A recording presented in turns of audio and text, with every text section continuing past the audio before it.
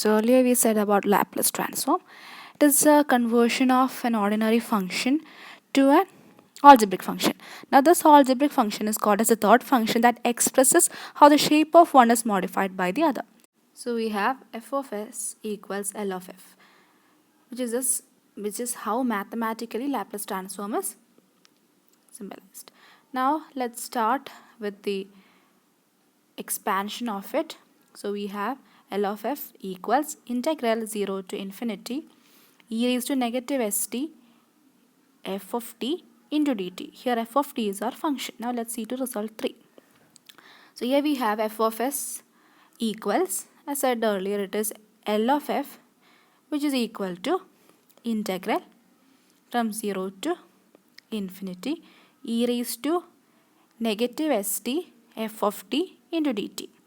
So this was discussed earlier. Now here we are seeing to result 3.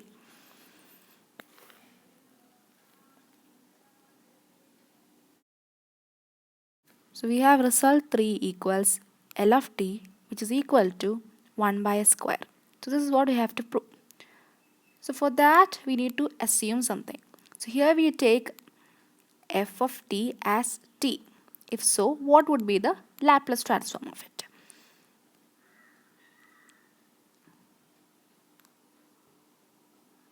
So L of f of t will be equal to the expansion from integral 0 to infinity e raised to negative st into f of t dt. So we have to replace f of t as mentioned earlier. So we have L of t. Now f of t will be replaced. So L of t will be equal to integral 0 to infinity e raised to negative st into t dt.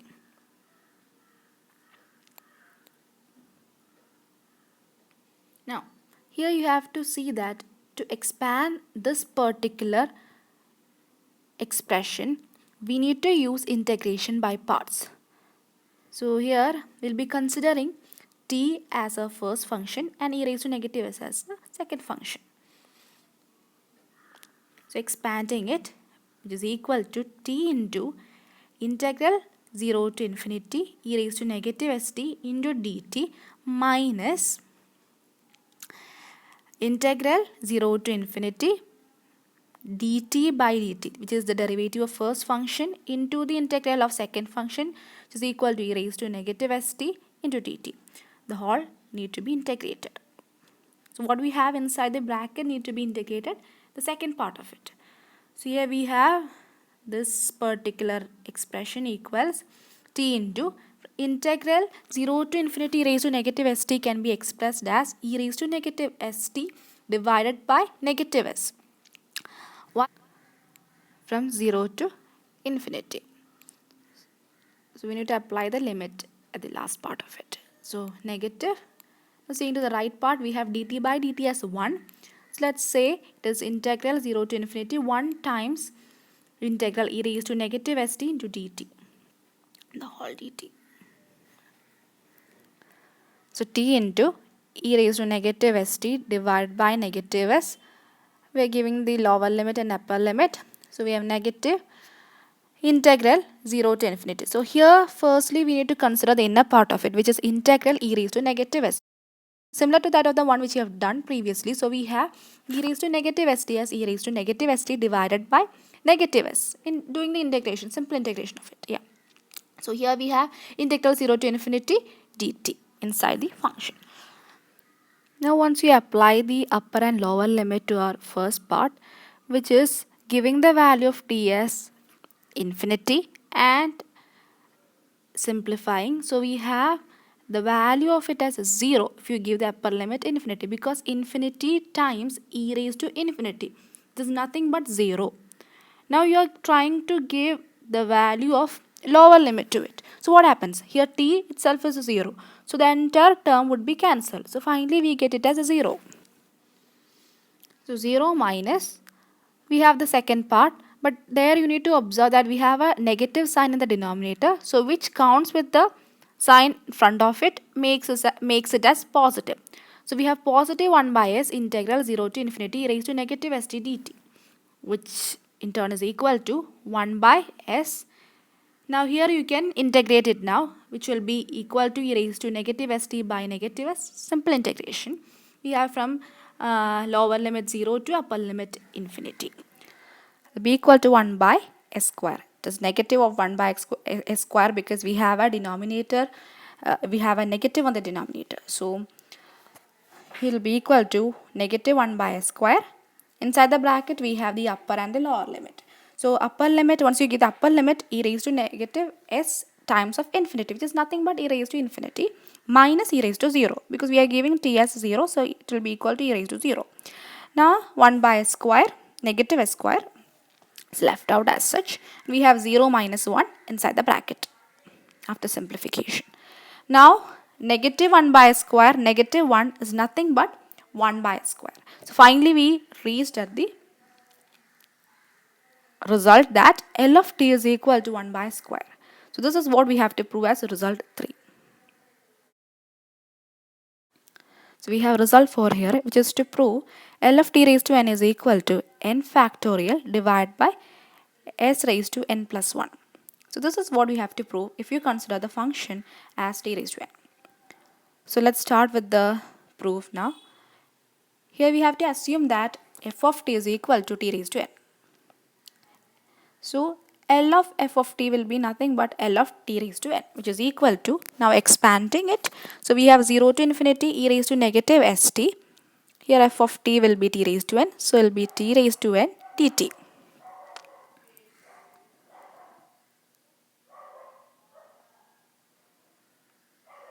Now here we have to integrate it by parts. So here once we start doing it, here we need to consider t raised to n as the first function and e raised to negative st as the second function according to the priority rule. So here we have t raised to n times integral 0 to infinity e raised to negative st, which is the second function. So we have the integral of it minus integral of derivative of the first function, which is nothing but dt raised to n divided by dt in integral of second function. This is integral e raised to negative st dt.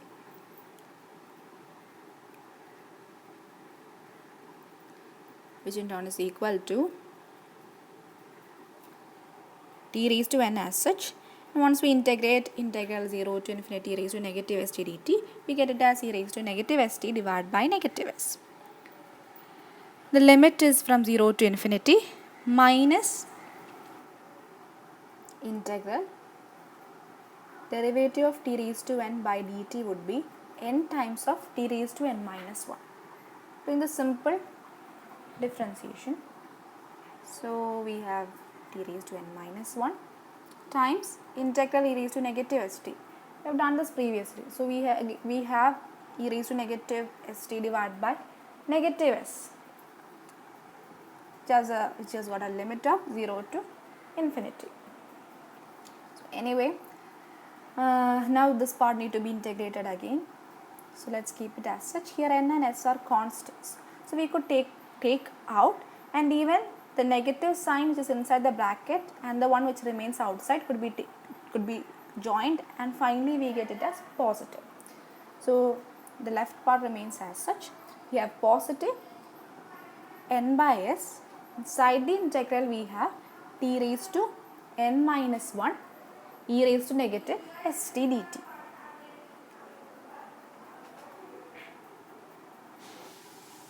Now this is equal to, now once we apply the limit to the left part, we get it as, so here we have t, yeah, see we have done the same earlier. So here too the left part becomes 0. Okay, the reason is because e raised to infinity will be 0, and once you give the lower limit 0 to t, what happens here? When the entire term would be cancelled, and finally we get it as 0. So here n by s, now let's do the right part, which will be n by s integral 0 to infinity t raised to n minus 1 e raised to negative st dt. Now here, since we have two functions, the product of two functions inside the integral, here we have to integrate it by parts. Okay, so we have this one, n by s integral 0 to infinity t raised to n minus 1 e raised to negative st dt. Fine. Okay. So let's do the simplification. Right before that, here you have to observe something. Okay. So you have n by s as such, but inside the integral, we actually have a Laplace transform. See, Laplace transform is nothing but integral 0 to infinity e raised to negative st times a function. So here the function is t to the power n minus 1. So we can just simplify and write it as Laplace transform of t to the power n minus 1. Yeah. So now we have integral 0 to infinity e raised to negative st t dt. Okay. So we are just comparing with this equation. Here t, when the function was t, our Laplace transform was mentioned as L of t.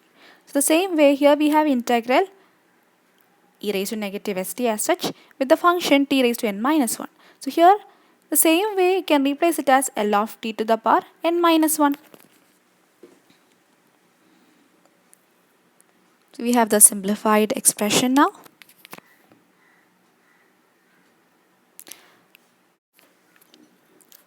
So moving on with the generalization part. Here we have to see to certain generalization which we could make from this. Okay, so basically we can say that our question was what? Our question was nothing but what would be the Laplace transform of t to the power n? And finally we have arrived at the expression that it is equal to n by s L of t to the power n minus 1. Okay, so here we just see into certain examples so that we can come to a conclusion of it. Okay, so let's see to some generalization. Okay, so what if you had L of t to the power n minus 1 as a question? So how would the right part change? It would be n minus 1 by s, right? L of t to the power n minus 2 instead of n minus 1. Okay, so you may have a confusion about this maybe. Okay, if so, we'll just try for some more examples with mere numbers. Maybe that might give you a better understanding. Let's see to that. So let's say if it was t to the power 3, then it would be 3 by s times L of t to the power of 2. It is n minus 1, right? Yeah. Alright, so we have this. And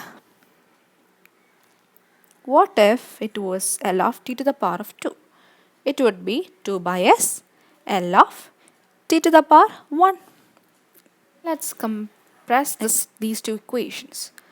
So here L of t raised to 3 was equal to 3 by s times L of t raised to 2, right? L of t raised to 2. Agreed. Now, you're just bringing up the value of L of t to the power 2 here, which will be 2 by 3 times L of t, right? Now, you're just assuming that n was 3. If so, L of t raised to n would be equal to n by s. Here we had 3 by s, so it will be n by s times n minus 1 by s. Yeah. 2 was n minus 1 by s times L of t. Agreed?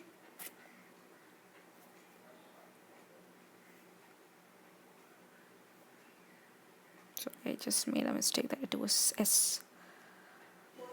So n minus 2 by s times we have n minus 3 by s, and so on. It continues. And finally, the end will be L of t. Now, we have already derived the result for L of t. That would be L of t is equal to 1 by s square, right? So we'll just substitute that value here. So we'll get it as n by s times n minus 1 by s times n minus 2 by s times n minus 3 by s, so on to L of t, which is equal to 1 by s square. Agree? Okay. So now the numerator can be simplified as n factorial, right? Similar to n factorial. Now, when you check out the denominator, how many s are there? Here, for n equals 3, firstly we had an s below 3 and we had an s below 2, and L of t is 1 by s square.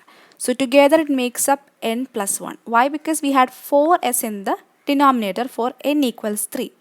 So we can say that it is n factorial divided by s raised to n plus 1, which is a result for L of t raised to n. So that's the conclusion.